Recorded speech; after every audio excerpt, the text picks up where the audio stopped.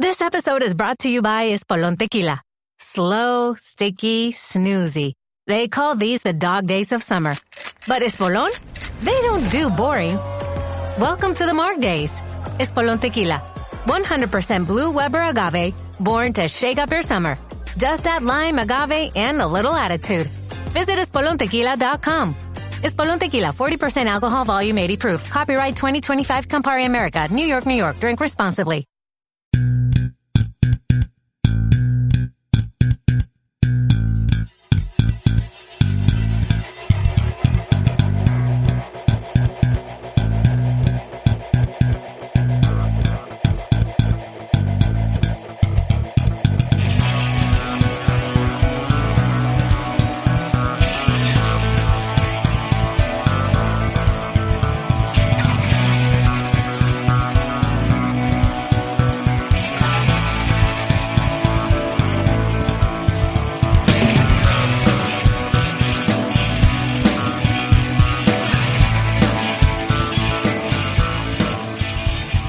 Welcome back to the Boundary Corner podcast with my partner, Brian Siegler. I am Curtis Wilson. And tonight, folks, we have a very special guest joining us to talk some Hokie football and other things in between. We were looking a few weeks ago, and we're like, we need somebody who's a Virginia Tech football fan. We need somebody who's an alumni of the school. We need somebody who donates his hard-earned money. We need somebody who sponsors athletics. And we need somebody who lives and works in Blacksburg. And there's only one. And Brian, I'll let you introduce him. King Jeremy Counts of Blacksburg, ladies and gentlemen. Jeremy, how the hell are you, man? Hey, I'm doing good, guys. Doing a lot better after a few of these whiskeys. It's been a rough few days. Yes, it has, buddy. Yes, it has. Really, since kind of Sunday night into Monday, we've kind of had all this coaching talk, and then things started coming out, and now, you know, we had the Whit press conference, we had the signing day press conference, and now we're sitting here. We're officially fully into transfer portal season.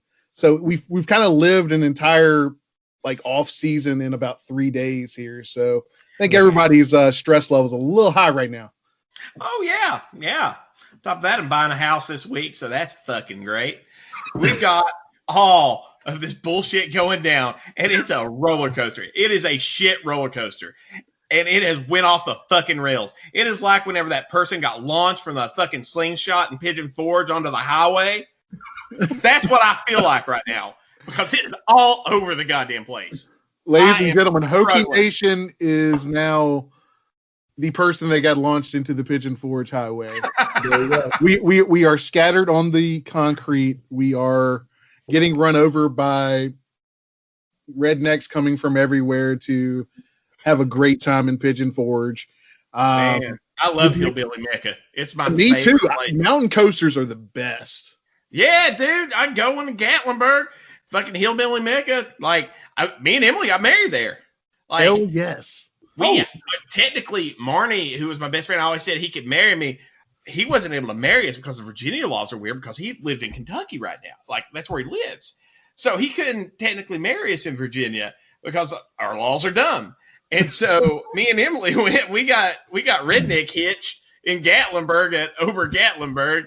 And went down and did much moonshine afterwards. So, yeah, that was great. So we were married for like a week before we were like had the ceremony and stuff. So, okay. Before we married, it's hilarious though that Jeremy talks about his wife, because you know we started this podcast, and not long after, you know, Jeremy with Sons of Saturday and some other guys, you start listening to us and you slide into our DMs with some shit. I slid right in there.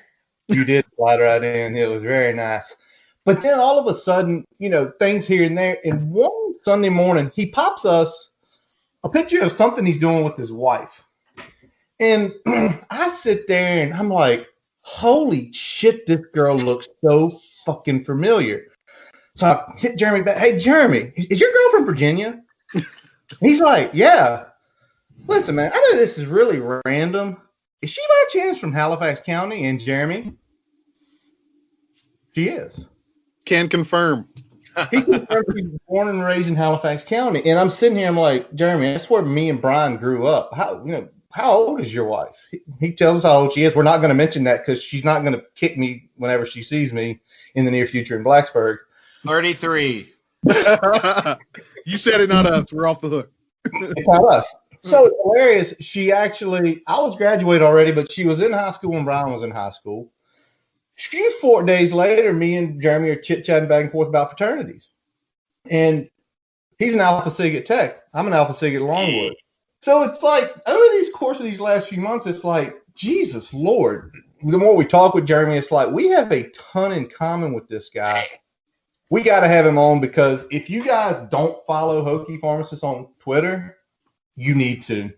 So everybody listening, stop, pause, go follow him. When you're in Blacksburg, go by the Main Street Pharmacy, give him a visit during game days. I'm sure he's got a bunch of stuff in there you need for after the game. Oh, yeah. I probably won't be there on game day, but someone will be. I call Jeremy the extreme rational fan. Like, you're Yeah. rational when you come to your takes, but you're very extreme with how you put those takes out there. I'm very logical, but I'm also really passionate in my logic, if that makes sense. Absolutely. That's funny because speaking of Twitter, like people have been acting like, yeah, I'm normally really positive, but they're acting like I've been like super negative lately, and I'm not. Like that's just not me. But it's been a rough month, man. What am I supposed to do? Well, you've been real like all of us have. Let's just be straight up with it. As somebody you donate over the last few weeks, starting at fucking Liberty.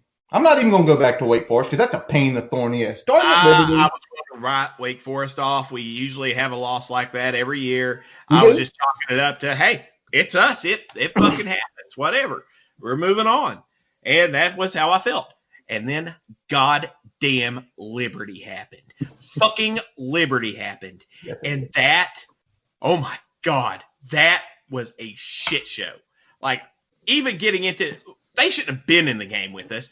Even getting to the stupid timeout and the stupid defensive mess up at the end of the game, even without that, it should not have been that close. And I know like that was their Super Bowl. They were coming out and they were ready for it.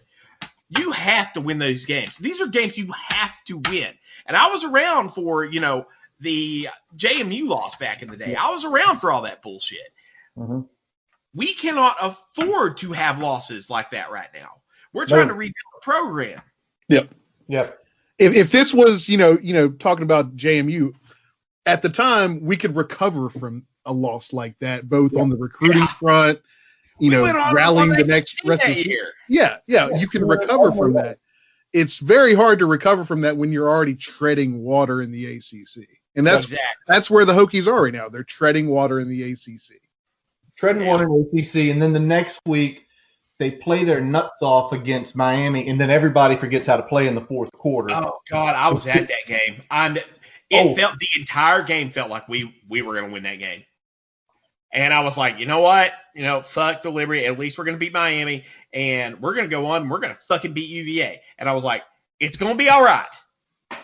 And then it just stops. It's like anytime it comes down to us having to score some points at the end, we just can't seem to fucking do it.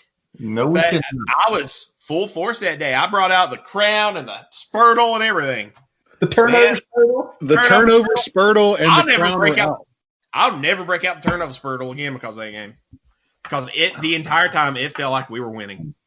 Yeah, it felt like we were going to win. We were going to right the wrong, but the fourth quarter happened, and we sucked a fat one. I'm going to just keep it at that. The next week we get Pitt, and that was I was on here. Liberty was the end for me for coach. Like, I'm over you. Like, you when people are telling me who went to that game, like, they couldn't get the guys up. Yeah. No, you can't get the guys up to a team you should smash. Yeah. That is on you, and that is on your entire coaching staff. So I was done with Liberty. The Pitt game. That's when I was really, really That good. was my Rubicon. That's what I said. Yeah. We're past the point where I can really That was an handle what we're doing here. embarrassment. I was blacked out by the second half. I was so upset. I'm in there. I'm at Frank and Tina's house, and we're sitting there, and I'm downstairs, and I'm with a bunch of college students down there, and Reggie and Frank and Tina, and we're all watching the ball game.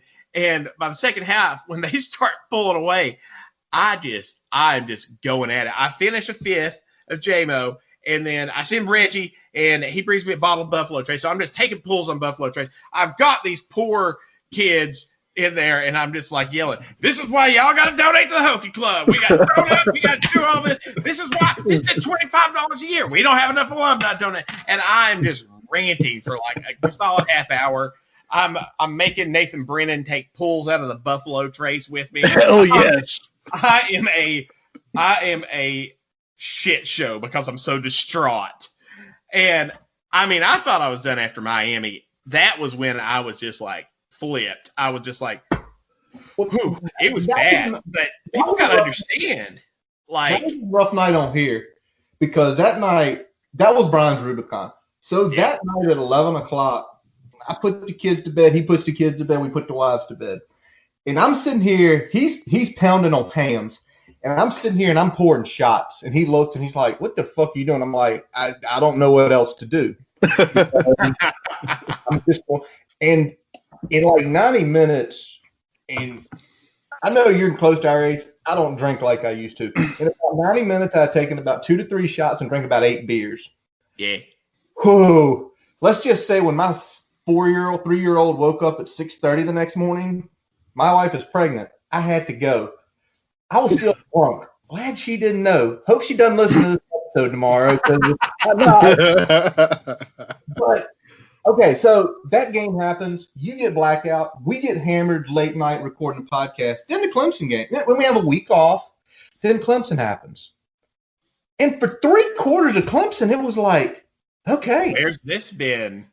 Well, it's because it was Clemson and we were actually taking it seriously. Yeah.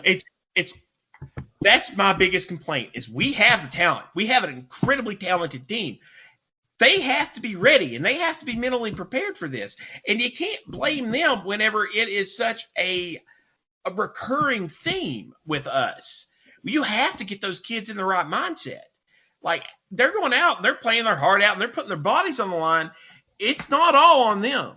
Like, you've got to get them in the right mindset. And that is a part of coaching. Yep, absolutely. We need to get to the point where we're putting the same team on the field every week. Yes. Because right now, I have no idea what team is going to come out week to week. And generally, what I expect is we're going to play exactly to whatever our damn competition is. Yeah. And you all know me. I actually love Fu. Like, I thought Fu was a great hire. I was all for the extension. Through our 2 rougher seasons, it was like, okay, we pretty much got a delayed rebuild. We knew this was going to happen. Yep. Through this, whenever we had some struggles, I was like, it's COVID, it's whatever. We're going to get through this, but it is just, it's too much. This is too much. This season was too much. You have to make those calls. And I hate the people that are just like, oh, well, it's just a football game. It's just what they don't fucking have a goddamn clue. This isn't just a football game. This program is so huge to the economy here in Blacksburg. Yeah. And I represent these businesses. I volunteer my time on boards for these businesses. I do everything I can for this community. And whenever I feel like we're not being heard or we're not, like, people are not caring about it, it upsets me. Because the better this team does, the better it is for the economy, better it is for the school, better it is for our culture. And I think we're losing sight of our culture. And I think our cultural decline started in 2007 whenever Jim Weaver made the huge fuck up of getting rid of Stick It In. That was just a huge fuck you to Virginia Tech game day culture. And ever since then, it's been downhill, and they've been cracking down on it forever. Because everyone goes on about SEC tailgates and this or that. Give me a fucking game day in Blacksburg any fucking day. And back in the day, it was goddamn wild. And that's what people don't fucking understand. And people are losing sight of that. They're losing sight of what made us special. And it's heartbreaking for me to see because they don't get it. and it's sad, and I'm fucking done with it. Yeah. It's Those true. that haven't lived it and those that didn't go through that period and see what it was about. those teams were about and Jesus. what tailgating there was about and what the just the whole game day atmosphere that you're talking about. Like, Yeah. it's electric. It's fun when you're in the stadium. Like, it's not just about running out and jumping a Sandman. It was No, it's not. fucking quarters of that shit. Yeah. And I feel like we've lost some of that too. It used to be 4 fucking quarters of it. It used to Oh, be. Yeah. My first game was 03. My first game was 03 UCF Labor Day weekend 3:30 kick. Like, it's still ingrained in my mind. Big man's over here was 2002 Rutgers, right? Yes, sir. We remember that's 17 and 18 years gone by. And when you walked into, we were on Price's Fort because that's where our guys tailgated. That's where our buddies who went to Tech tailgated. That's where we were before we could go downtown. No, I never had a fake ID. I just dealt with what I dealt with. I remember sitting there and you're partying, you're having fun, you're meeting people left and right, and you feel the energy. And then all of a sudden, whatever time kickoff was, me and Brian didn't go there, but whoever did, they were like, time to go. Gotta walk. Gotta walk to get to the stadium, to get in. Yep. And as you started going, it was like this flood. It was the flood because you saw the people. Like the first time I went, it was just like I kind of get this feeling like, oh, okay, everybody knows we're going to the stadium. Yeah. And you get in, you jump for the first time, you feel it. That game, though, going into the third and fourth quarters, Tech was easily winning the game. Man. It still was electric. It still was this hostility. Like, we want to beat your fucking brains in. We want to beat you by 50. And as you stated, Jeremy, as we got into the ACC, as 2007, they take stick it in away, it's like we got less and less nasty. Yes, we did. Unfortunately, what happened was 2007 was rough for us. We came out and we had the shooting that happened. Yep. And Yep. that happened, and that was used against us negatively for years in recruiting and everything else. That happened, and then we go along, and they're taking away stick it in because they're huge. There was just this huge microscope on Blacksburg at the time, and they took away stick it in because of that. That was their call. They didn't want to have us, out there having fun on camera. God fucking forbid that. And they take that away. And then, of course, in 2007, all the Michael Vick stuff happened. Yep. So we had Michael Vick was, the player from Virginia Tech in a lot of ways. That, of course, we had like Bruce Smith and everyone from before, but Michael Vick was like this next level superstar. He was a world superstar. Yeah. Yep. He was my fucking Vick. And he represented us, and then he went down. So we had all these cultural hits, and Jim Weaver's taking away goddamn stick it in right in the middle of all this turmoil. And it was one of the worst decisions anyone could have ever made. And it was a huge blow to our culture. So we just took a lot of blows that year, and it was rough. It was hard to watch, but also and that's 13 years ago this year, and still you still think over the last 13 years, though, some ACC titles were won, bowl games were made, 10-win seasons happened, and what probably irritates you more than us is when you hear the freaking thing of Virginia Tech has third most living alumni, right? we got a lot, yeah. A lot. And then someone such as yourself who's really looking into it, like seeing the amount of donors and what you did with that Buffalo Trace, I hope it stuck to some of those 18, 21, 22-year-old kids. Oh, yeah, these are older kids. I was there with Andrew Allen and his crew. Yeah, but I hope it sticks with them to simply cut a $25 check. And as you get more into your career, make it 25 2 times a year, 4 times a year, 8 times a year, 12 times a year. If that's all you can give, great. But where do you think that fucked up? Do you think that was Weaver's fucking That was up? Jim Weaver. That's full on fucking Jim Weaver. Jim Weaver only cared about big donors. And, that's where a good chunk of our change comes from. But Jim Weaver left us in quite a bit of a hole because Jim Weaver, to his credit, did give a fuck about football. That's all he cared about. And that's kind of why we were in a hole. But he also only cared about big donors. So he didn't realize that there's an entire base that you could tap in for donating. And he didn't capitalize on the years that we were great to get us a donor base to keep us there. And we were so behind. We relied forever on just our name to bring recruits, to bring everyone else here. And Frank's been gone for a while now. Yep. We aren't, a perennial like ACC title contender. We're not anymore. No. And back in my day, 10 win seasons were expected. Yep. That was expected. Like, we were always in the national conversation. That's what we were used to. And now it's just like, we don't care. And I don't mind. I absolutely love our non-revenue sports. I love all of it. We should be spending for that. And what I don't like is the fact that the university is choosing not to fund our football program the right way. And I know that that's changing. And Mayhull said it's changing. Everyone else has said it is changing. And we are getting more money. We've got more donors on board for a football improvement program. And we did need to update a lot of the facilities. Yep. So I understand a lot of that. But we let our fucking cash cow starve in the meantime. We did not take care of our fucking cash cow. What our entire culture is about. Yep. The draw for Virginia Tech is the football team. Like that is the draw. If you're not feeding that, then you're letting other things slowly die. They might look like they're doing okay, but they are slowly dying. Like, I love our basketball team being good. I sponsor the basketball team, and I love them. That has been absolutely wonderful to see. Buzz, I got real mad when Buzz left, but I understand why Buzz left, and I understand, he wasn't going to be here for long, but I appreciate everything Buzz did for us in the end.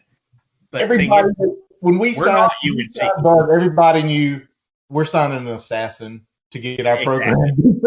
Exactly. No one ever had the expectation he's going to be here a decade. I kept trying to fool myself that he was. You know how I am. I'm optimistic. Even though everyone seems to think I'm fucking negative, I'm optimistic. There's a lot to be negative about right now. I mean, with everything that's come down in the last, really starting like late October, just like one thing after another, just the hits keep coming. It's been fucking negative. Even the most optimistic person is like, this ain't it. This ain't it.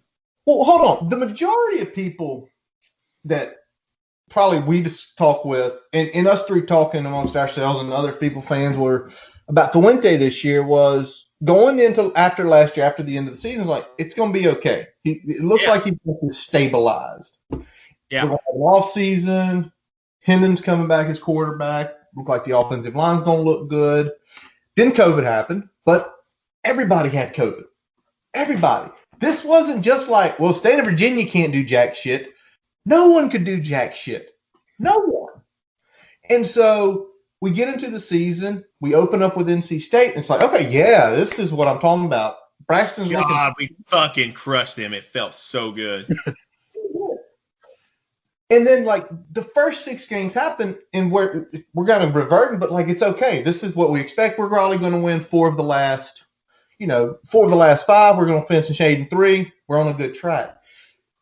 But then when all the other stuff started happening, all of us, I'm not going to say we're positive fans, because we're not certain people who, this is okay, we're doing this. No, man, no dog. I'm not saying names, but y'all know who I'm talking about. What we started coming to camp was just like, well, wait a second. You're not supposed to do things that way and that way. And it's not necessarily we were positive or being negative. We're more or less being realistic. And you talk about the money, and I'm sure perhaps money with Whit's decision and some of the things he said came into play. It's just like, you realize and I'm still saying this, as bad as the offseason ends, and we're going to hit the portal in a few minutes here, as bad as the offseason's been, attendance last year is 58,000. Down, obviously, from the glory days when all three of us you were going to school there.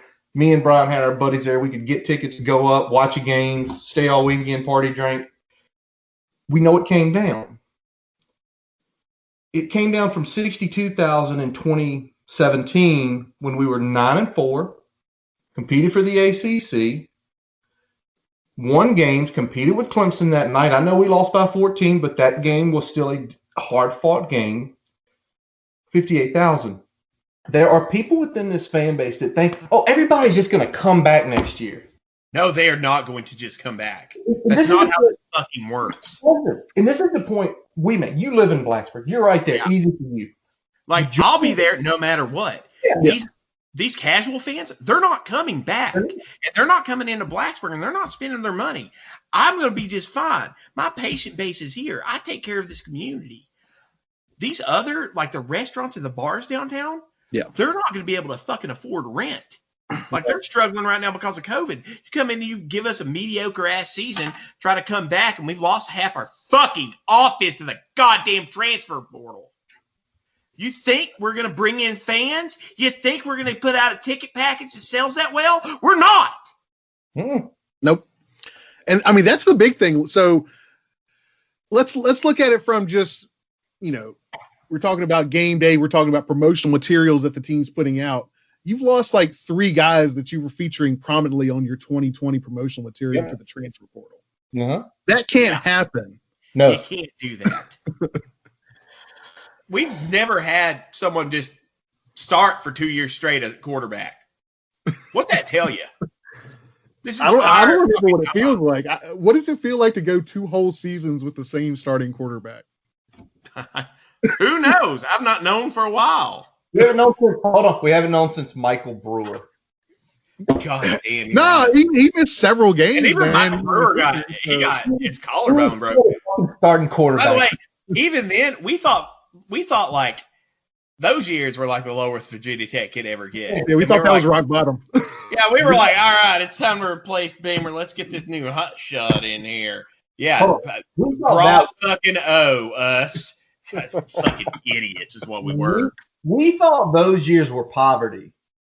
We were still going out and upsetting like #1 Ohio State. Like, we were still fielding a good team. We thought that was fucking poverty. Look at us now. God damn. Hey, we beat UVA though. We beat. Yeah. Oh, we beat UVA. Yay. Hey, what if I no told one you? cares about that, man. I'll ask you a question. What if I told you the only reason Fuente didn't get fired on Monday in Merriman was because he beat UVA? How's that make you feel? I would have rather just lost to UVA. Honestly, I love Fu. I like him. I think he's a good person. I think he's a family man. I don't think he's cutthroat enough to run a P5 program. Ooh. I just don't. All right. I think he's a guy that just likes to coach football. Whenever you're hearing stories, I feel like that's not good enough for a Power 5 coach. You've got to be able to, cut it up with the donors. You got to be able to cut a guy loose if he's not cutting mustard. You got to be able to engage the fans. Like, this shit is basic just for P5. I feel like we're at a point now where, Fu goes out and has a decent press conference and takes responsibility for what happened on the field, and we're saying, all right, well, he cleared that fucking bar. That's a low-ass bar to clear. I liked Fu's press conference. It made me feel better, but also I know that this is just making me feel better. That's the thing is, I love Fu. I think he's great, and I think he's a hell of a coach. I think he's excellent. I think he's got a great offensive mind. I think that he is good at what he wants to do. Problem is he isn't that CEO type coach it takes to run a P5 program. Yep. And that is the issue. And whenever you've got people that are underperforming, I mean, you got to start cutting. Yep. Like, that's the thing. And whenever you have multiple reports of certain people, certain coaches phoning it in, and saying the season doesn't matter. Season doesn't matter. Fuck him. Yes, exactly. Some sort of corn cob motherfucker? Is that? I'm not saying any names, and I'm not doing that because who knows if it is, true or not. It's true. It's true.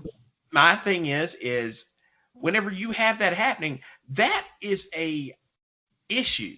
That is, you cannot get your kids prepared whenever you're saying this season doesn't matter. It fucking matters to me.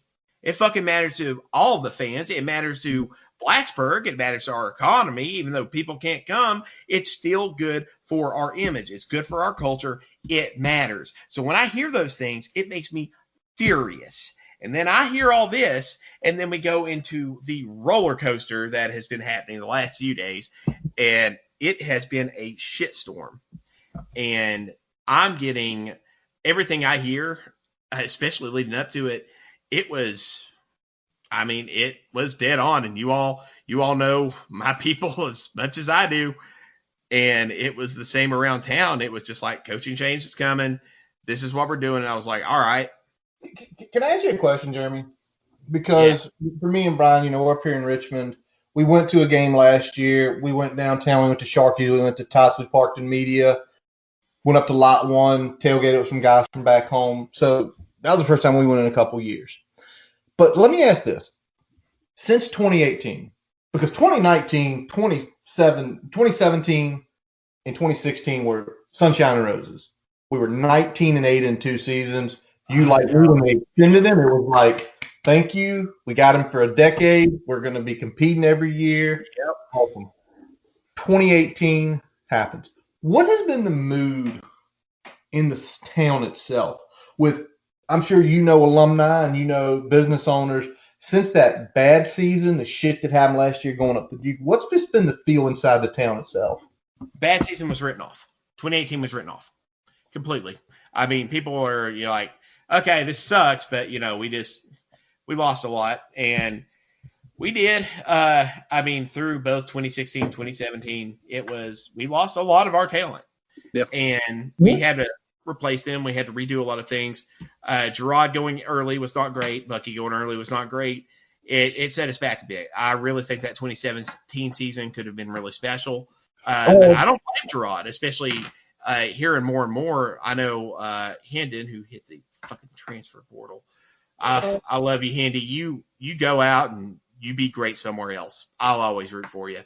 But Gerard, he was taking such a beating in their scheme because we use our quarterbacks like fullbacks a lot. Yep. And he was taking a beating, and that's a bit of an issue whenever you've got Gerard, who had a family to think of. He went 1 year too early. If he would have stayed one more year, his entire life would be different.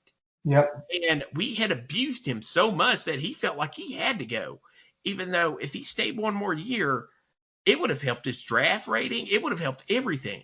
Yes, He would have broken his own records. Gerard was excellent, and to him, he was making the right decision because I think he got some bad advice, and I think it's because he was afraid he was going to get injured. And that's a problem whenever we're having our best talent afraid that we're misusing them and we're losing out on them too early, and they go on. And, I mean, these are people's lives, and they're making these decisions based on the fact that we may actually get them hurt. Yeah. So maybe not run your quarterback until his body is destroyed. Well, I know we love our scrambling QBs here at Tech, but Well, scramble is different than running quarterback power on 3rd and 19. Exactly. Like, we don't need to do that. It's asinine when Hendon Hooker, the only 2 quarterbacks he was fucking behind in rushing were the 2 fucking option quarterbacks at Army and Navy. And it wasn't a large margin. It was like 10 carries, and you're like, what the fuck are you doing? And then obviously, you want to get somebody fired up. Hey, Jeremy, ask Brian about 3rd and 6 quarterback powers. Oh my fucking God, I'm with you, Brian. Dude, if you're gonna make that call, you better fucking be going for it on 4th down. You better be going for it on 4th down. Yeah. You don't know, hey, Jeremy, when they do that and then they roll out BJ for a 53-yard field goal, my phone is going, fuck. what the fuck? And I'm just like, oh, big guy's got something to say later on tonight. So, okay, let's go back to Blacksburg. After the Duke game 2019, what was the feel? Not good. Duke game was rough. That's the thing is we were honoring was it 99 team? 99 team, yeah. 99 team. We were They honoring made a big that. deal about Fuente not meeting with the 99 team, and then Yes, another thing that we need to prove is our former player outreach. I actually said this today that we should be having at least, at the bare minimum, a tailgate for our former players every single ball game. That's not much to ask. Like, I know businesses that would sponsor that. I would sponsor that. I would buy all the food. I would do whatever. I'd set up a desk. They could go and they could interact with the fans. They could sign some shit. It would be a blast. Jeremy Hammond City has that. I'll say something, Jeremy. Over at the Hokie Village, there is a massive amount of space Yeah. up there. And I've said to Brian, I'm like, that's the spot. And you really want to do something cool. Raffle off or sell tickets to fans to say, would you like to go hang out with some of the Hokie legends? $100, you can have an hour with them. You know how many fans would be like, there you go. Exactly. That's what you do. Sergio's in Christiansburg. Come on. Let's do some stuff here. And Sergio's chomping at the bit to try to do some things. These are layups, man. They are missing. I know these this is not hard to do, and it feels like there's a huge disconnect with a lot of things that are going on, and these obvious things that we can do. This is not hard. These are things that are suggested, and they're just like, yeah, like they can't. Sounds good. And then moves on. Well, I mean, I'll say this, man. Hampden Sydney has a former player tailgate every week for those that want to attend it. Hampden fucking Sydney, Division III football, Hampden Sydney. If I wanted to go there, there's free food for me every damn Saturday. Man, and you don't even have to do much. Have just like dishes from the dining halls. I would eat that up. Man, you don't even have to do that much. Bring out some fucking fantastic Frank's London Broil, all that shit that everyone's like, just like, yes, I would fucking love to have some London Broil. Right? Bring that out. Do that at the tailgate. Have all the old Hokie favorites. People like me would eat that up. Yes. People like us would love that shit. This is not hard. If you had guys like Serge there, Davon Morgan, you know, and to us, those were big players. Hey. To the entire other world, Tyrod was good in the Edmonds and, you know, Vic and, like, motherfucker, like, guys like, oh, God, like Sergio. I'm trying to think of freaking Jake Grove. Yeah. God, like, bring these guys in. And you're seeing our boy Alonzo Tweedy. We worked with Tweedy's dad. Awesome. Yeah. And his dad is hilarious. Like, hilarious. But it's like those easy things where you ask a Virginia Tech fan, I'll ask you, Jeremy, you think of Alonzo Tweedy, what's the first play you think of? Wait, what? The name Alonzo Tweedy. Yeah. What's the first play you think of when you think of Alonzo Tweedy? Fuck, dude, you put me on spot. I'm going to take you back. Go to 2011 against Miami. The last tackle, Tweedy made that tackle. Oh, fuck. He made that.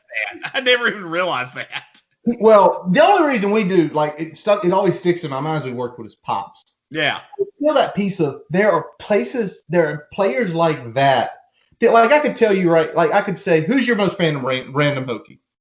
My favorite random? Yeah, just random Hokie. Yeah. Oh, man. Nikki Giovanni.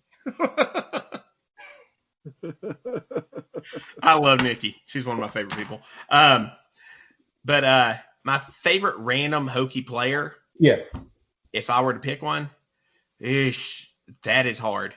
That is really, really hard. Honestly, I would go into basketball. I would say Chris Clark. Okay. All right. I like that. I absolutely love Chris Clark because I loved his grit. He was not our best player ever. Mm-mm. He was absolutely amazing. And he just stuck with me. And of course, we have our football players. I mean, I love Clowney, but Yeah. you got to think it's hard to think of random players. We put so many people in the league from my day, Yeah. Yeah.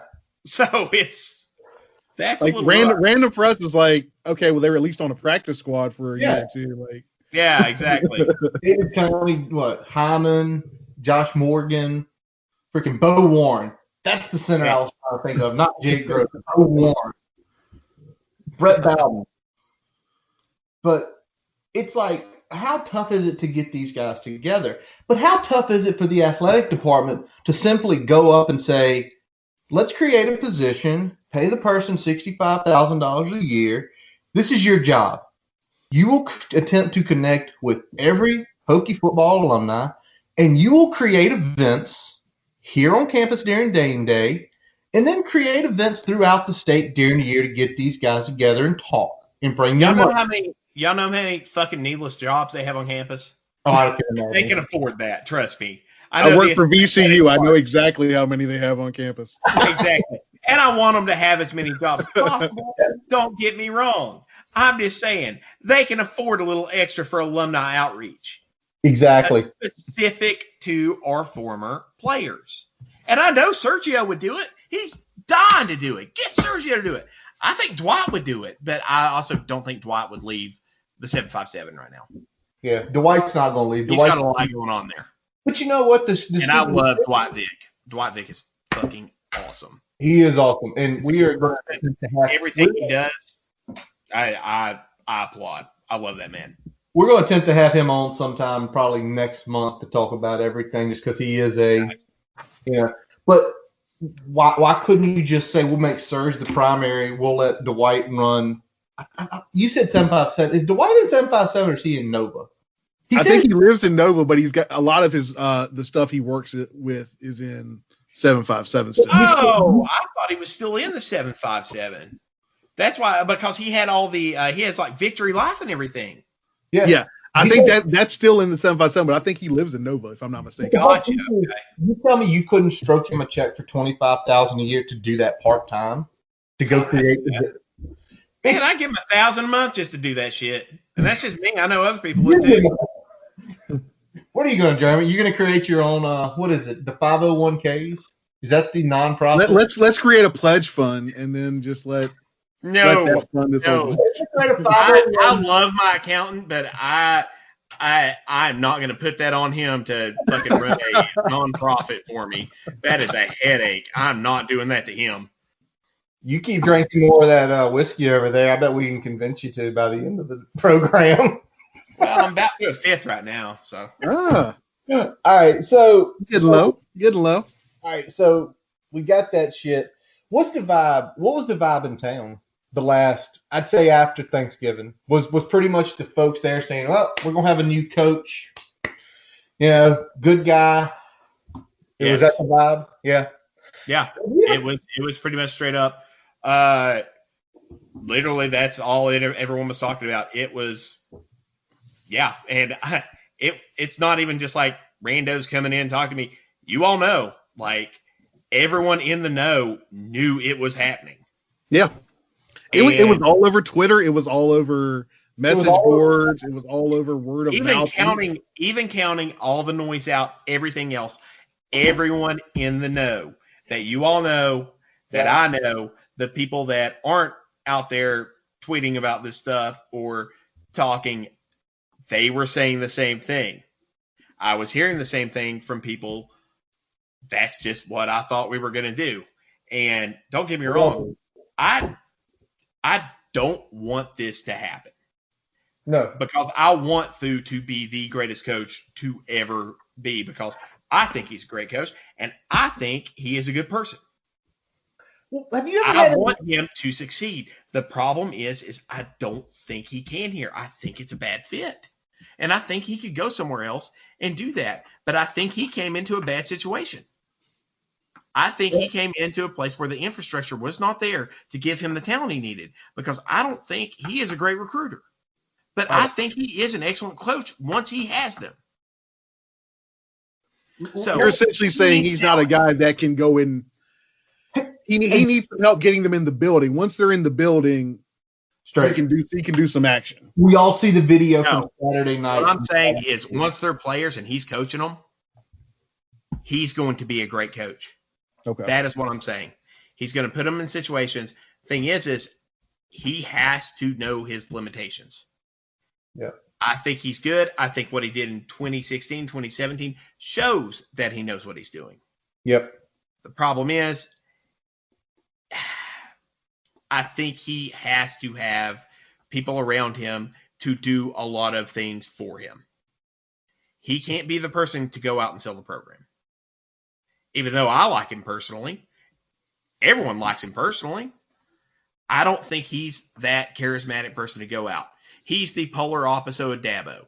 But also, I think he's 5 billion times the coach Dabo could ever fucking dream of being, because Dabo Sweeney's nothing but a fucking charlatan channeling or funneling money through a goddamn church. That's all he fucking is. Fuck Dabo Sweeney. And he used that shooting to fucking negatively recruit us, and I'll take that against him to the day I fucking die. Fuck Dabo. Touche. So who's the guys you think that can sell the program right now that are on our staff? Tap. Yeah, I'm thinking Tap, J-Ham. J-Ham's great. Both of those guys J-Ham's are charismatic. Home County. J-Ham. I played against J-Ham in high school. He was nasty. But I was a freshman when he was a senior, and J-Ham was – I was one of those freshmen. I was good enough to get in the game just a little bit. Man, he was good.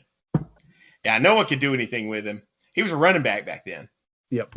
Yeah, it's just one of those freak athletes that just you couldn't do anything with him. My cousin Rob, who was also a freak athlete, but he swatted J-Ham in basketball, and that will always stick with me because Rob was only like I think he was a sophomore at the time. Career highlight right there. Yeah. Oh no, Rob had a lot of career highlights. That was just one of those things that it was fun. Hey, let me ask this.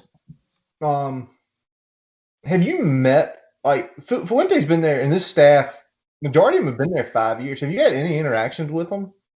I mean, hell, you're in town every fucking day and all weekend most times. I honestly can't talk about that. Okay. Yeah. That's cool. Yeah. That's cool. Yeah. That makes sense. Give me a few words to Whit's press conference on Monday. Shit show. Tuesday. Clusterfuck. Look good by comparison. In particular that struck you wrong? Anything in particular? Yeah. So Whit has been pushing the drive for 25 forever. It's like, all right, drive 25. Like, get this going, get this donor going. Small donors don't really matter. What? That was the most UVA bow tie wearing bullshit I've fucking ever heard of in my life. We're trying to build a goddamn small donor base, and you come out being like, well, the people who can play are a small donor. Shut the fuck up. Come on, Whit. You're better than that. I know he's better than that. He's smarter than that. Come on. I know he's saying he misspoke. He misspoke. It was prepared comments, though. That was the prepared comments. I know, it was prepared comments. He's like, we didn't get you didn't get the tone or the context. It was pretty goddamn clear. I was watching it. You know what irritated me? That pissed me off. But you know what pissed me off more? Well, you can't just do this and just tear it down. Well, you dumb fuck. Excuse me. If you like Whit, I think he's good. You dumb fuck. You saw what just happened in the portal. You have a 3-9 season. It's not going to be torn down. It's going to be burnt down, and there's going to be no structure there, and we're going to have to figure out what the fuck to do. He actually brought it up in the press conference that, well, if we get rid of him, we're not going to have half our players. Motherfucker, look what's going on right now. Did you see today? Jesus, goddamn Christ. Not the players that were sitting third and fourth string on the bench. We lost Handy. Motherfucker. Yeah, that's what I didn't get. Like, he saw what was happening on Twitter. He saw what the record was this year. He saw the former players chiming in. He saw all of this stuff. This Oh, year, no, He Twitter, didn't it's just expect- the mob. It's just the mob. He didn't Who expect cares about any what the mob attrition. thinks? He was like, "Oh, well, we'll just have the standard attrition this year." No, That is not no, standard there is attrition. no way there. Starting quarterback. hey, Jeremy, when he said some of this, He had a shit, starting lineman today. Yeah. Jeremy, when he said some of this shit, dude, you're stroking him checks, right? Pharmacy sponsors, right? That Yes, has to irritate that's you. a different relationship, though. You got to understand, it does get me. You got to. I believe in Virginia Tech athletics all across the board, and Whit has done a fantastic job with everything he has touched, except football. All right. That is the thing. That is the trade-off. Whit is goddamn good at his job. He's just. I don't know what's going on with football. I don't know why this is happening. That's the thing is we've got a great athletic department overall. We need more funding, and Whit is a great director, and we've got Fu, who is a great coach, but we're not getting the results we want in football. So there are infrastructure issues. There are funding issues. There are a lot of issues. I don't give a fuck. Make it work. Jesus fucking Christ. The thing that pissed me off the most Is about give them the this- money. You know how much fucking money Virginia Tech has? Maybe not build an additional goddamn dorm over there. Maybe actually funnel it into one of our cash cows. That's important to our fucking culture. Yeah, I understand Sands wants us to be a fucking Big Ten school, but you know what? I don't really fucking care. That's his Big Ten school. You don't have to you do this huge thing where we bring all in the students. You're not going to have a bunch of students want to come here if we don't have a culture. Who the fuck would want to come and just like go to a college that don't have a culture?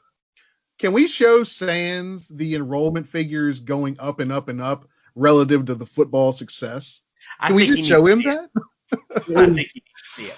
There were two booms. There was a boom in 95. My cousin went to Tech in the late 80s. My sister got into Tech. That's a really long story. The 95 boom, when we went to Sugar Bowl, and then the 99 boom. It went from like nice steady growth to whoop. And it's like, well, first of all, Harder to get into Tech now. So we got Jeremy, I'm gonna let Brian say this. You know Tim Stan's thought on college football, right? And I know it. I know it. Thing is I don't know Sands personally, so it's hard for me to make a lot of statements or judgments on anyone when I don't know them or their thought process because I'm a fair-minded person. So it's hard for me. The college football bubble is going to burst. He said that 6 years ago, Brian? 7 years ago? College I want to say, football ain't never going away. I thought it was 6. So 2014, he said, well, the college football bubble is going to burst with the revenues. What did he just not see the SEC get a $55 million per school contract with fucking Disney? Exactly. I don't think he quite understands. Even if there are attendance issues across the board, there's still a lot of goddamn TV money. Yep. And that TV money, and there's still a lot of culture that brings kids in to want to come here. Yes, Kids don't want to go to a boring-ass school. No. I don't know what to tell him, but anyone can go and get a degree fucking anywhere now. Yep. They can sit at their house and get a damn degree. The reason that kids go to college is the college experience. Yes, sir. You're paying a premium for it, and you're getting the fucking experience, and you're getting a better education, and you're getting everything that you want. But Better education, you're going by leaps and down, you're expanding your horizons, you're meeting new people, you're doing things. exactly, You have to have the culture. I know you grew up out in the far west part of the state. We grew up in the south side part of the state. We grew up in Deep southwest. You're deep southwest. We're middle south. We grew up in small communities that for us going to college and getting those experiences and meeting people, you know, and I know that if we'd stayed in our hometowns, we would never have the opportunity ever to get there, to do those sort of things, to meet those sort of people. to go to game days, to have these experiences. That's why. And if you're turning a blind eye to not thinking that 6-7 times a year, when there's a game and when there's a big game, there's 120,000 people. If that's his view, and you said you've never personally met him, I'd like to have a conversation with him and saying, what do you think? Because education's important, don't get me wrong. See, that's the thing. Yes, I don't think he's quite getting it, and I'm not sure he will, but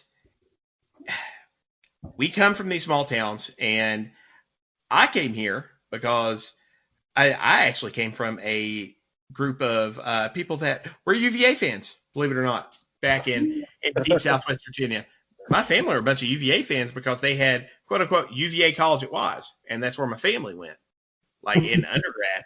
Okay. And they're all Tech fans now. But that's the thing is, I came here because my cousin Rob came up here, and he was like, dude, you got to – plus Michael Vick was my first college football game, and that was awesome. Michael Vick fucking stomping UVA.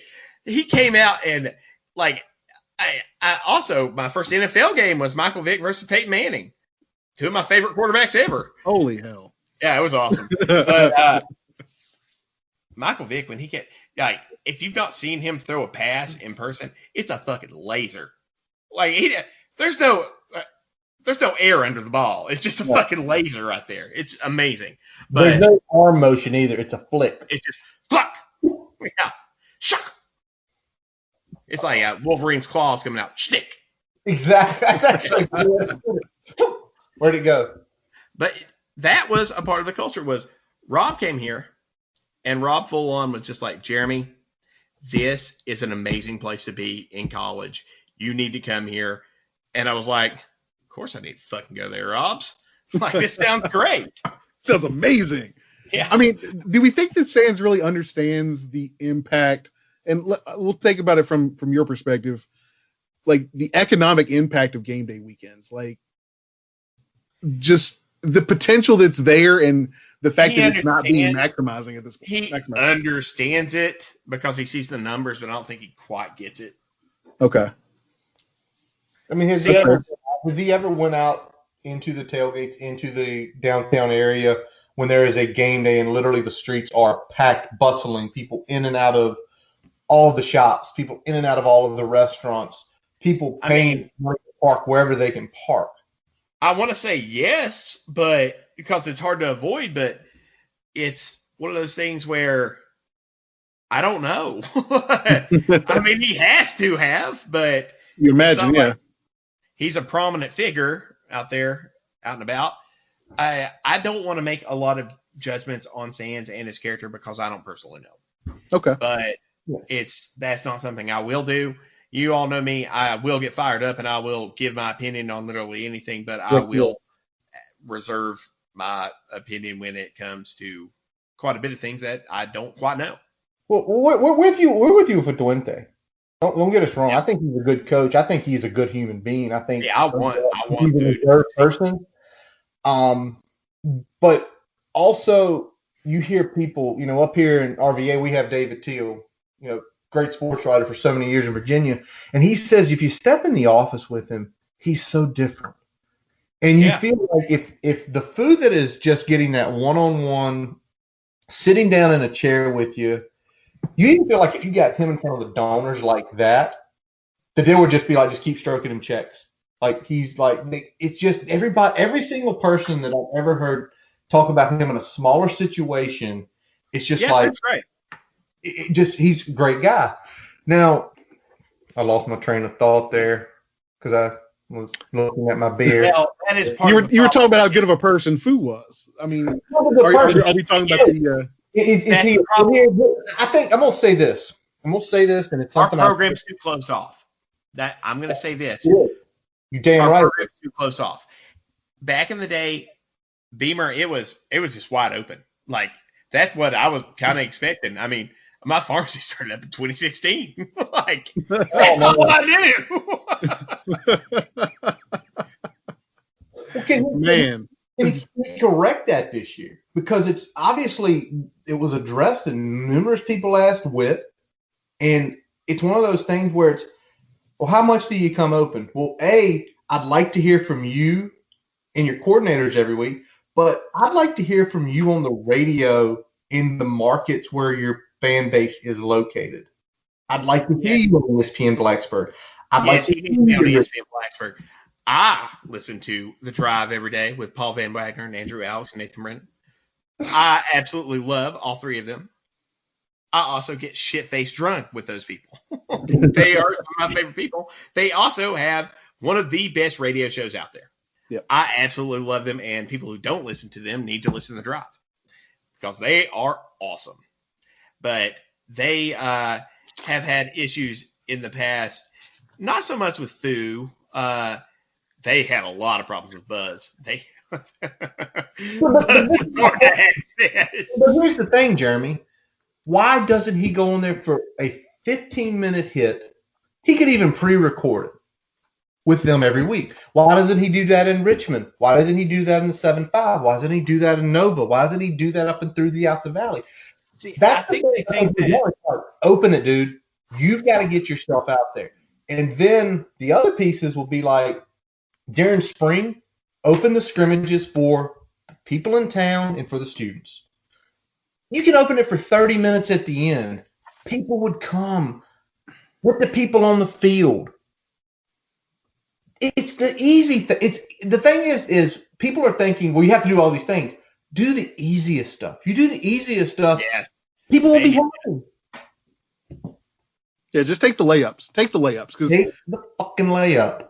See, I think in their mind, when they do the pressers and whenever they do Laze's show and everything else, that is good enough.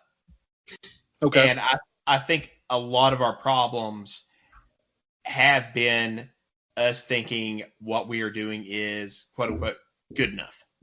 Kind of like the high school situation we have in 804 and 757 that we've burned several bridges in some of the more prominent high schools in those areas. That is one thing I'm going to defend the coaching staff on. Okay. I don't give a fuck about these head coaches and these quote-unquote trainers and these fucking prima donnas and all their bullshit. No, I know good and well it's a pay-to-play thing, and I know good and well that a lot of people were demanding a lot of money just to talk to those kids. Fuck them. Fuck all those coaches and fuck their trainers. Fuck all of them. Because guess what? Whenever you're asking $100,000 just to continue talking to your 5-star son, no, go to hell. Go fuck yourself. I don't care. No, they're sitting around trying to, oh, you need to recruit more. You're going to send him out of state anyway. What the fuck do you care? You're just trying to push your third-tier athletes on us. No, Fuck you and fuck all them. No, I'm not hearing that. That entire recruiting bridges burnt things. No, I'm sorry. I'm sorry we're not Clemson. I'm sorry we didn't get down in the mud too much. You know, maybe we should have. Maybe we fucking should have. But also, fuck all those coaches and fuck those trainers.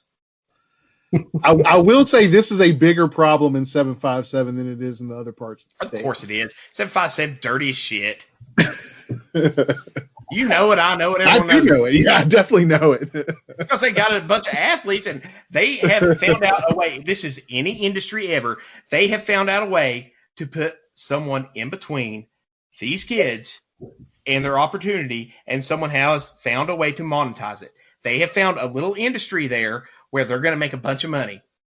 Yep. And I want to see all of those fuckers wrecked because they are hurting the schools in state. They are hurting these kids in a lot of ways because they send them off to programs that are just paying for access. They don't do anything with these kids.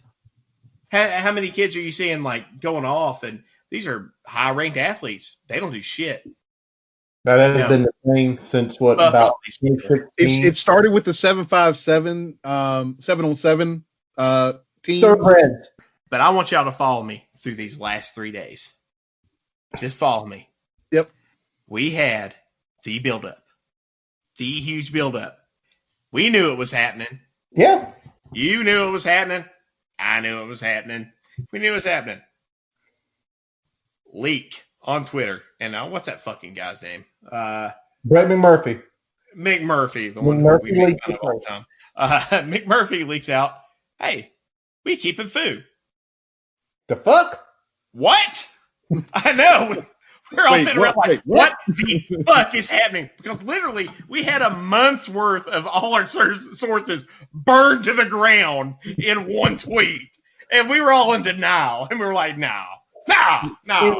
Well, there's no way that much information is false. Yeah, I know. Like, we were like, no, that's not happening. Well, I think the first thing we thought is Whit would have said something like Sunday afternoon or Monday morning if we were keeping him. Who calls a press conference to give that shitty press conference? None of it makes sense. All right, so we get that. That's Monday. Then we get, we're still skeptical. Like, maybe they really fucked it up and they kept I was skeptical until the Tech Talk Live had Fu coming. I was like, oh, no, he's staying. He wouldn't go to Tech Talk Live. Just when I saw him scheduled for Tech Talk, I was like, huh. And then they got Mike Young in there, too. And I was like, oh, I see what they're doing. Blocker. All right, so then Tuesday, the Whit press conference, which was a shit show. There's no way to hide it. It was a shit show. Whit knows it was a shit show. We don't have to sugarcoat this. It was a shit show. It was. Yeah. He admitted it was a shit show after the fact. He admitted it was a shit show. Right after. But I love Whit. I want that to be clear. I love Whit in so many ways. I disagree with some of Whit's things recently, but I love Whit. I also love Fu, and I want that to be clear. That press conference was awful. That was a shit show train wreck. That was actually a train wreck hauling manure. That was awful. He came out. Honestly, if he would have came out and just like took a shit on stage and walked off, that would have been better. Yeah, I was telling her, I was like, if he came out and said, fuck y'all, he's staying, and then walked off, that would have been better. I would have actually respected that more. But no. You know what was to me more, though, about Tuesday was, I think, okay, he's going to stay. Cool. You're going to set his expectations, right? 9 wins. We want to be back in the ACC title hunt. We're going to do these facilities. We want recruiting to get better. And instead, it was just kind of like, he knows what he's got to do. Define. Like, did you tell him? Well, he knows what he has to do. Did you tell him? I don't think you told him what he needs to do to do his fucking job. Because it doesn't seem like to me, sitting here listening to this and reading this, that he has any idea what he's supposed to do. See, my problem with Fu is I started feeling like he was out of his depth during the Baylor bullshit. Whenever Baylor was talking to him, and he goes back to Whit, and he was just like, hey, look at how many resources Baylor has and how much they're pumping into this. Motherfucker, we pay you millions a year to know how to run a P5 program. Run the goddamn program. Like, come on. How do you not know this is going on? But also, Whit should know that too. It's frustrating. It's frustrating, and I like these people, but it's frustrating. Yeah, to me, the whole Whit thing, it felt like he was coming out there and lecturing us on why we were wrong instead of saying, here's why I think I'm right. Well, yes, he was also doing from prepared statements, and I'm not going to get into all of why or all the back things, but hey, I'm not going to speculate because I've speculated enough for the day. I think. Maybe. Yeah. We're not going to speculate that much. If you want to come out and he wants to say, I don't think we gave this coaching staff, well, it's only one side of the coaching staff you hadn't given a fair shake to this year because there's only, 1, 2, 3, 4, 5 coaches that have not been here but 1 year approximately. Say that. But we dehumanize. We need to humanize somebody. Well, guess what? They don't let the guy talk. Let him talk. Let J-Ham talk. I'm talking about Corn. You want to humanize these people? Then guess what? Every week you should write down and say, you have to talk. You have to talk. Y'all send one positional coach out and players out. That's your You all actually know I was apologizing for Corn. I was actually very pro Corn at the beginning of the season. Our offense was rolling. Everything was going pretty well. I was fully bought in. The problem I have with Corn in general is not so much the design of the offense or the plays. It's the situational play calling. Yes, but it's hard for me. It's hard for me to actually, because if it happened to work, great. He's a genius, which no one's, I think, ever called him. But I have a hard time criticizing play calling because I think that is like the lowest hanging fruit whenever you go into things. It is overall production that I care about, and I was very pleased at the beginning of the season, but it became so apparent that we were having issues that the thing about Corn is it's not even so much the questionable play calling or anything else. I'm sure he's a great person. I'm sure he is a little more cerebral and likes to think his offenses. And people who criticize him for running a simple offense, that's how most offenses are. Like, granted, you tend to run 6 to 7 plays. You just do them out of different formations. I mean, Corn decided to cut the middleman and just do them out of one formation, but that's fine. But my biggest criticism of him was him just not seeming to fucking care. Yeah. That got me this year. But can I say this? I think us three, any part of Hokie Nation, hopes Whit's right. And anybody, I definitely hope Whit's right. I hope Whit's right. I hope that 1 year from now, I get to say, well, fuck, Whit was right. We're going to the playoff, or we're going to the Rose Bowl. We crushed it. He nailed it. And I think there are too many people out there that don't want him to be right. And that is the issue. If you don't want the guy to be right, then you need to leave. You can criticize. You can give your logical explanation why you don't think it'll work. That's acceptable. Yep. But if you're sitting here saying, well, I don't want him to be right. Well, if you don't want him to be right, you're not a Hokie. And you need to leave the fan base and don't come back ever. Because you're actually not a real fan. You care more about being right than your team being good. If you do that shit, then fuck you. You don't care about your team. And I agree with you. That's my biggest thing with some people. I want Whit to be right. I want Food to be the best fucking coach to ever exist. And I think he is a great coach. I really, really do. I think he came to us who was in a bad situation to actually give a coach like Food the infrastructure that he needed. It was a bad fit. That's what I think. Yeah.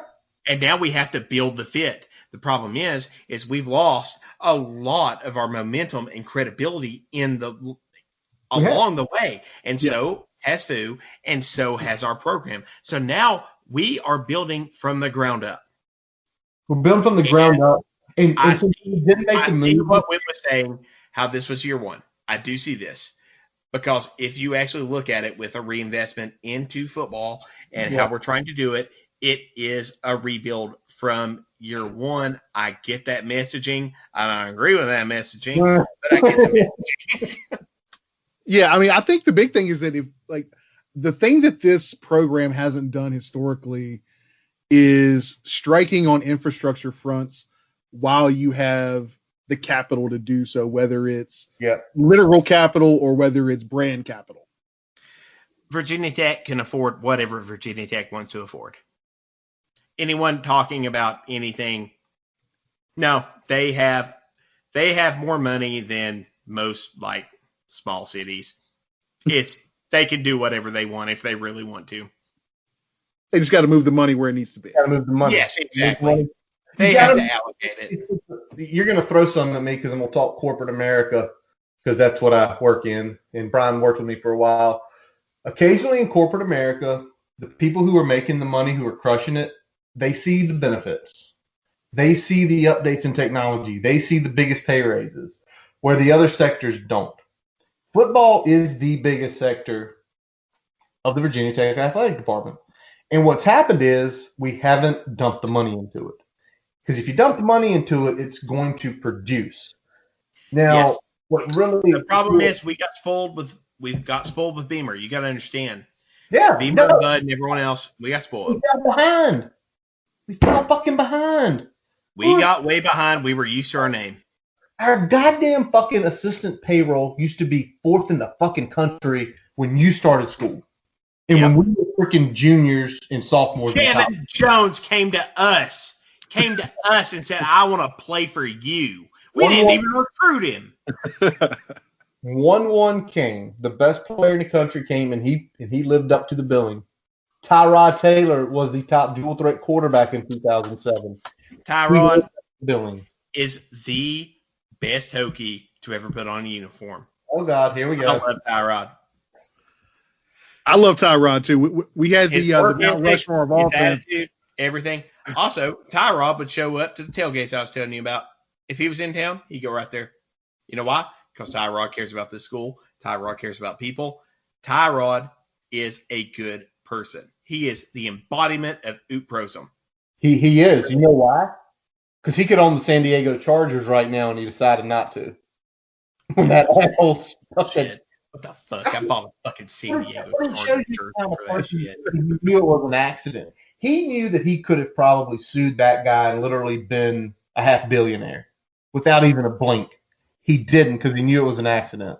I'll get into this, and I got called out for it on Twitter by people that don't quite understand that I know what I'm talking about. But they were talking about, his collective bargaining agreement says that he can't do this or that.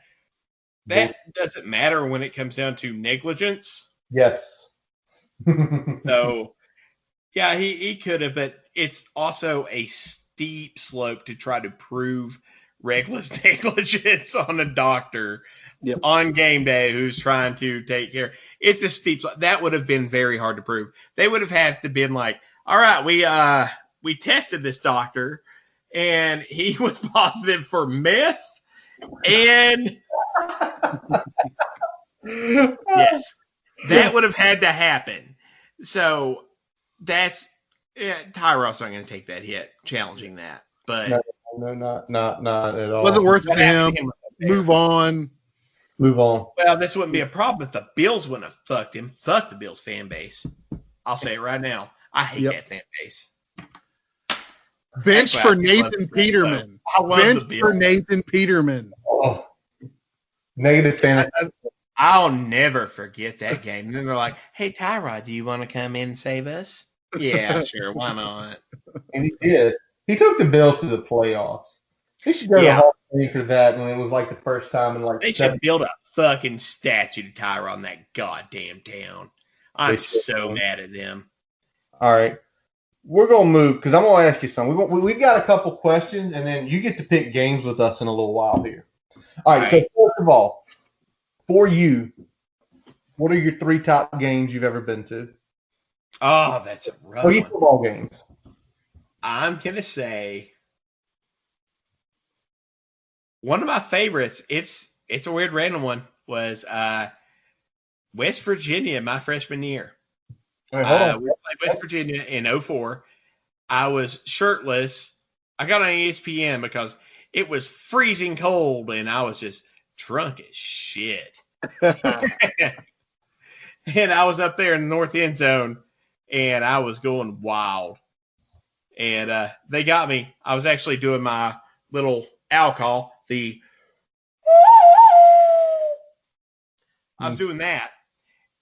And they got me on ESPN doing that, but it looked like I was blowing my hands like I was cold. You look like you were really cold. No, I'm doing the owl thing. I wasn't that cold. I was too drunk. 04 West Virginia, by the way, if you did not know, Brian Randall, the quarterback of the Virginia Tech Hokies, his brother was Brian Siegler's RA in 2004.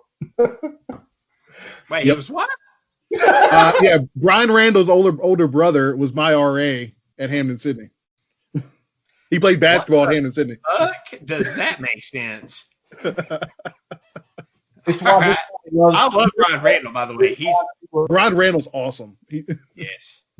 That Sugar Bowl that year, oh my God. All right, that's that 3. Sugar Bowl was awesome. My first trip to New Orleans was that year. Oh, what a good time. Hand grenades everywhere. You didn't even need a fake ID. There you go. 04 WVU, Jeremy's a freshman, drunk north end zone, shirtless, making it on TV. What's 2? 2, I'm actually going to say 2 is the UNC game last year. Oh, yeah. That was epic as shit. The thing is, it was on multiple levels. And it doesn't matter as far as overall wins or anything else. It felt like I was back in Old Lane again. Okay. Yeah.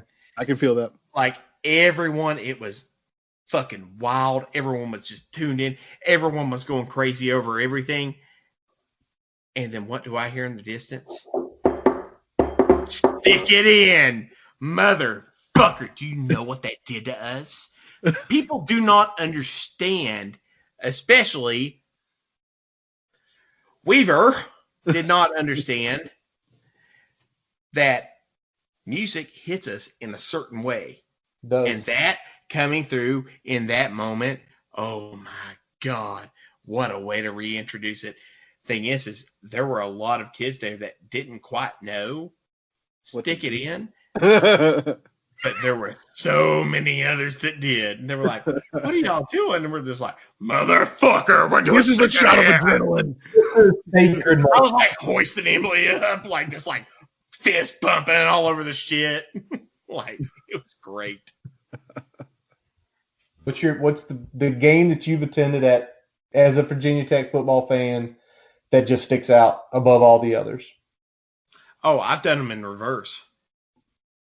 Okay, so WVU was 1, Carolina 2. What was number 3?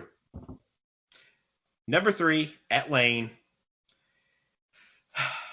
If I'm put on the spot, I'm going to have to say the Miami game. When we played Inner Sandman, right there, when Jacoby Harris was just put down by your boy, That was insane. These people are losing their minds. Also, I want you all to note something. Besides the first one I gave, 2 of those were in years that we didn't have to be all that great. It's true. Very true. All we want our culture. We want our environment. We want it rocking. We want it crushing. But you also, your number one was win the culture, was win the environment. Motherfuckers were scared to drive down 81, and you got into the mountains, and the smoke's rolling off. It's rolling off. And you go in there, and I'm getting chills thinking about it because we did it at Pitt, and me and Brian are driving, and you can see it rolling. And you know they're coming from Roanoke, and they start weaving, and then it's always the wall. Always consider it the wall of Virginia Tech as you take the exit to 460. Yep. Fucking wall. And then you start going back there, and the road gets a little smaller. And then as you start made it a little better, get a little smaller. Those years, that stadium, I had a girl that went to college with me and my wife. Huge Penn State fan. Parents went to Penn State, always went up there. She went to Lane one time, and when she came back, she said, "That's fucking louder than Beaver." I'm like, yeah. It is. A lot louder. That's what we want. Penn State. Fuck Penn State. They shouldn't even have a fucking football program. Fuck them. They did the absolute worst thing you could ever actually do. Like, the only way they could make it worse was if Jerry Sandusky was eating children after the fact. That's the only way it could be worse. And they still have a football program. Money speaks. Yep. Fuck Penn State. Fuck them. They should not have a program. Look at the CFP. Jesus Christ. Cincinnati hadn't lost a game, and they threw them underneath 2 lost teams. And Ohio State played like 4 games this year. Well, they're the 3rd best team in the country. How do you know they played 4 games? Well, when you start them number 2 to start the year, regardless of when they start playing. Y'all ever been to Columbus? Poll bias is real. It sucks. Fuck Columbus. Fuck the shoe. It sucks ass.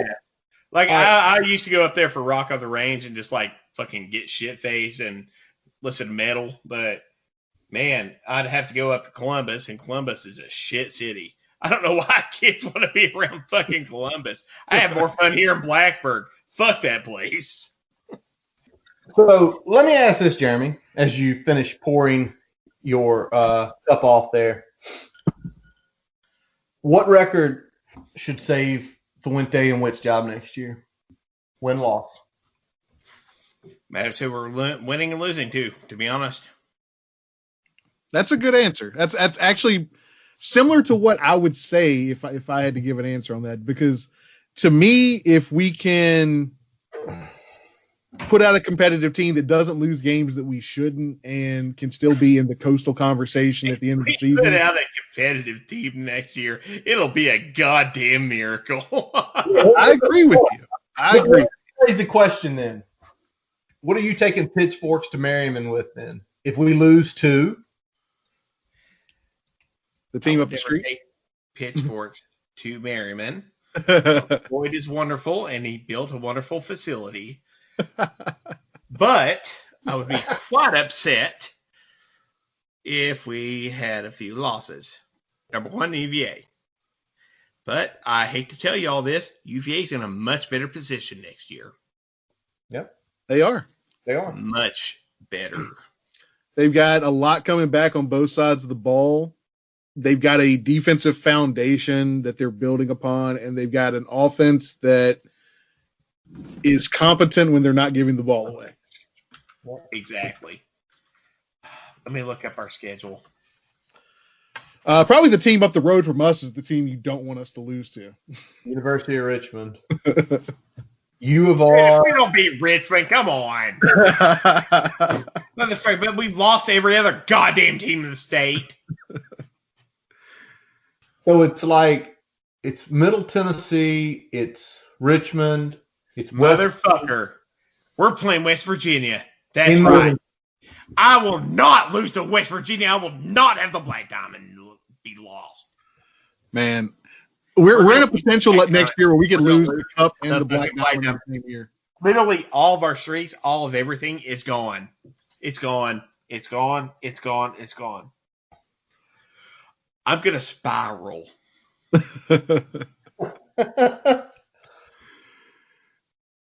This could be a downward spiral that is going to be hard to recover from if we lose Black Diamond and the Cup in the same year, especially if you couple that with another loss or 2 that's bad. So Middle Tennessee, then West Virginia, then Richmond. Okay, so we might win 2. Then we go into Notre Dame. Holy shit. And then Virginia. Why are we playing Virginia? They haven't built the full schedule out yet. Everything below that is PBA. Everything below that is so we're probably going to open with an ACC team.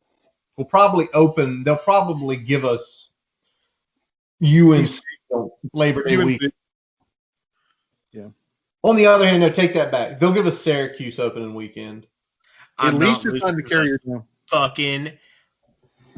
I'm not losing to Notre Dame again. Motherfucker, are you serious? Oh my God. Oh my God. Oh my God. Hold on, Jeremy. Can we help you for your business? If we look when that date is, October 9th. See that date, October 9th? Yeah. You imagine going 5-0 into that game and what that weekend would be like? How the fuck are we going 5-0? It'd be nice. It's not going to happen. They put Syracuse and Georgia Tech early on the schedule. That's the only way. All right, so either way, we're not very. All right, so we're coming forward, and we did Whit's press conference, which was terrible, and then we went to Thu's press conference, which I was really happy about, and Thu actually got me going. It's amazing seeing Thu be Thu, and now. You know, the afterglow's done, and I'm looking at this schedule, and we're fucked. Yeah. That's kind of where we are, too. We looked at the schedule. We looked at the pieces that we're losing. I mean, we can't lean on our running game with our, first round left tackle headed to the NFL, and two guys that were supposed to be either starters or serious rotation players next year hitting the portal. Like you can't lean on your running game anymore. I mean, I feel like if we had some consistency with the offensive line, I'd feel good with Holston, Blackshear doing some other things, and some of the other guys we've got coming in. But with those pieces going away, and then with our quarterbacks leaving, it's going to be hard. So okay. So Foo's press conference great. Whit sucked. You look at the schedule. I mean, do we get to invite you back a year from now and you get to talk about a new head coach? No. No. No. Even if we shit the bed and go 4-8. They won't do it. So you think we're at the point now where if it wasn't this year, we're riding it out? We're riding it out for a couple of years. We had so many people transfer. We had everything else happen. The excuse next year will be we had a bunch of people transfer and COVID happened and we're in a down year. It'll be fine next year. Well, hold on. All the people transferring, and this is where I will stick up and I'll go right after somebody. It is your job to keep these players in the program. Coaches. It is your job. It is your job to figure out what motivates them to keep them in the program, not to put their name in the portal. We are the second most portal university in the last 3 years. The second most. Yes, and we have been on the good side. I have a feeling we're about to be on the bad side. So you think they're safe? I mean, are we going to look at like depression era poverty in 2022? Why do you think I've been so upset? Why do you think I've been so upset? Okay, that's why. So you're thinking Rutgers level poverty coming? Yes. What can change it? A new coach. Yeah, but 2 years from now, Jesus Christ, which coach is going to take the poverty-stricken team? We had our window. Our window was burned out. Whit fucked up. So we have gotten to a point now where it's going to have to, as Whit alluded to, we're going to have to burn it down to build it back up. Yep. Congratulations, guys. We're the little brother. We're poverty. Welcome. It's not fun here, guys. This is not fun. No, it's not. This is not where we want to be. Not when you're someone like. I'm not a negative person. No, you're not. Especially when it comes to our sports. I don't know how we rebound from this. I don't. I guess the only thing you can say is pray to God miracles happen and we win games. Nah, fuck that. We'll win games without miracles. If we keep half of our offense. So is the only literally hope is the defense goes mid-2000s. The offense sucks so bad that Whit can actually fire Fuente and then hire Ham as a head coach. Is this what you're telling me, Jeremy? This is your freaking vision? I mean, that might happen. Look at the way they're operating right now. It's looking rough. It's looking rough. Bad for Ham because Ham is really, really good at what he does. Yeah. He got stuck in the worst place ever. It sucks. He got hired a year before he should have got hired in the position. A lot of shit, and we've mentioned it here numerous times. Not a year, 5 years. 5 years? No, I won't say 5 years. I won't say 5. You see the way he runs that press conference, man. He's not 5 years. Oh no, J Ham is one of the best at running a press conference. Don't get me wrong. He's good at that. He can sell recruits and everything else. But he's 5 years out. You think he would have been better, like, put in a position as, like, recruiting coordinator in terms of, like, coaching staff, recruiting coordinator, a guy from the coaching staff level working with those pieces, and then also that way he's more of a front-facing guy, but not necessarily X's and O's on the field as much outside of his position? No, I think J-Ham knows everything, technically, all to shit. Okay. He's very good. The thing about a coordinator is they actually have to know how to manage everything down through there. J-Ham will run a good goddamn defense. He's good at what he does. He has a good mind for what he does. He just needs time to actually know how to adjust his people to get it to run the way he envisions. That is the difference. Okay. Got it. Makes sense. He's going to be great one day. He's going to be a superstar. Guarantee that. Is he going to be our superstar in like 3 years? Because you're scared. See, Jeremy, because you live in there, you're putting this reality on me that essentially almost until the contracts are out, this is what we're stuck with. And it could be really bad versus where if you were to tell me, no, if we start next year, BOV is just going to kick Whit to the side. They're going to get food to the side. And they're going to get a new AD and hire a whole new program. That's the scary piece. That's the scary piece. BOV's fluid. And a lot of people aren't happy with that BOV. No. Because that's the piece that essentially, say what you want to say, that and the president still control the athletic department a ton.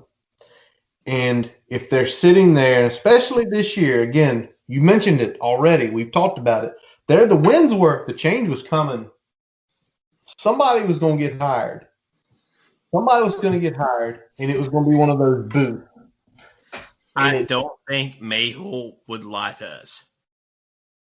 So you think the BOV was completely on board, not counting the additional revenues in town? You have to see that, right? Oh. Those people are smarter than me. I'm a simple. The thing is, game day revenue is not a big deal to me. Yeah. It's not a big deal, but it's a big deal to all of the people I represent. Yeah. What you got, Curtis? It's just one of those things where you feel like it's the truth that the fans, the $25 or the people driving from Richmond a couple times a year don't own the program. The kids who are going there don't own the program anymore. Well, let's recalibrate. It's been a fun night here with Dr. Jeremy Counts. That's going to wrap up this episode of the Boundary Corner podcast. We thank you, Jeremy, for joining us. No, I want to hang out with you all. Oh, we are. Like 4 hours. Like consciousness. Actually, 2. Actually, 1. My name is Curtis Wilson. I'm Brian Siegler. Follow us on Twitter, Facebook, subscribe on Spotify, Amazon Music, and Apple Podcasts. We always let our buddy Jason Long play us out. Catch him on Spotify and Apple Music. We thank you for listening. And Jeremy, we want you to finish this off. Let's go. Hokie. Yes.